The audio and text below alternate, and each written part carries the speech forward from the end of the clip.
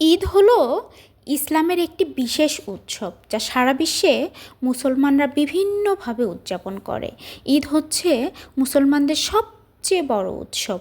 বছরে দুইটি ঈদ আসে, একটি হচ্ছে ঈদুল ফিতর আর একটি হচ্ছে ঈদুল আজহা।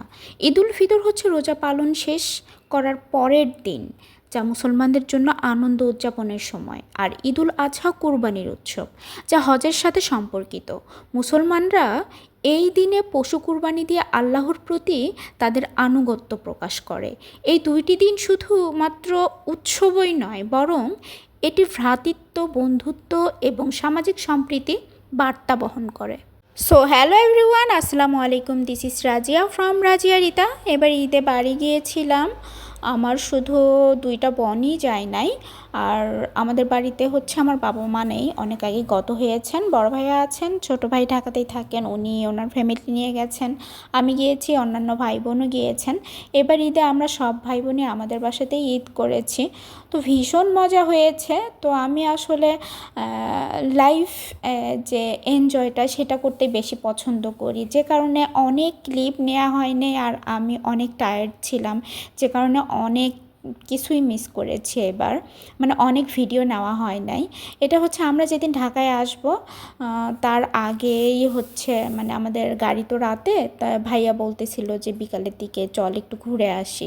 তো এটা হচ্ছে আমাদের এলাকার একদম ঐতিহ্যবাহী এলাকা। তো এখানে হচ্ছে বিনোদনের একমাত্র মাধ্যম। আর এছাড়াও অনেক জায়গা আছে ঘোরার মতো, কিন্তু এই জায়গাটা বর্তমানে একদম বেশি পপুলার। তো ঈদে বাড়িতে আসবো, আর ভারত ইন্ডিয়া সীমান্ত জুড়ে যে মানে ঘোরার মতো একটা জায়গা তৈরি করা হয়েছে, সেখানে আসবো না, এটা তো হয় না। আর আমি হচ্ছে একদম মানে বাড়িতেই ছিলাম, মানে মানে বাড়িতে যে অবস্থায় ছিলাম ওই অবস্থায় ভাইয়ারা রেডি হচ্ছিল, ওরা যাবে। আমি বলছিলাম যে না, যাব না, আমি যেহেতু রাতে যাব, একটু রেস্ট করি, রেস্ট করে যাব। তো ভাইয়া বলছিল সমস্যা নেই, এই অবস্থায় চল, তো কেমনি ভালো লাগতেছে। তো আমি আর কিছুই করি নাই, ব্যাগও নেওয়ার সময় দেয় নাই, আমি অমনি ওই অবস্থায় চলে গেছি শুধু মোবাইলটা নিয়ে। তো আমি সবগুলো ক্লিপ নিয়েছি ভাইয়া আর ভাবির ফোন দিয়ে। তো আমার ফোনে জায়গাও ছিল না অ্যাকচুয়ালি, তাই বেশি কিছু নিতে পারিনি। আর এইটা হচ্ছে আমার ভাইয়ার ছোট ছেলে, ভীষণ কিউট, কিউট কিউট কথা বলে একদম পাখির মতো। ওকে জিজ্ঞেস করতেছিলাম কি খাবা, ওর ফ্রেঞ্চ ফ্রাই খুবই প্রিয়। ও তো মানে বলতেছিল যে ও ফ্রেঞ্চ ফ্রাই ছাড়া কিছুই খাবে না। আর ভাইয়ার ওয়াইফও এসেছিল, উনি তো ফুচকা প্রেমী, ফুচকা খাবে। ফুচকা একসময় আমারও অনেক বেশি প্রিয় ছিল, আমিও খুব পছন্দ করতাম, কিন্তু ইদানিং ফুচকার প্রতি একটা বিতৃষ্ণা এসে গেছে। আর এই দিনে যে ভিডিওটা এখন যে ভিডিওটা দেখতেছেন, এইটা কিন্তু আমার ভাবির শ্বশুর বাড়ি, মানে ভাবির শ্বশুর বাড়ি না, সরি, ভাইয়ার শ্বশুর বাড়ি, বড় ভাইয়ার শ্বশুর বাড়ি।